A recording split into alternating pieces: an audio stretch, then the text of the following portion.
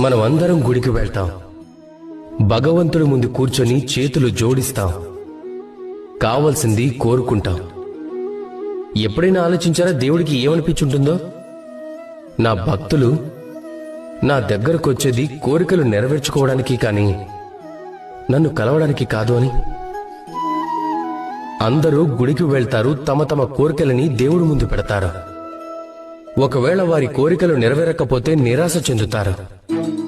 కనుక ఇకపై ఎప్పుడు గుడికి వెళ్ళినా మీరు భగవంతుడి ముందు కూర్చోండి, నమస్కరించండి, ధన్యవాదాలు చెప్పండి.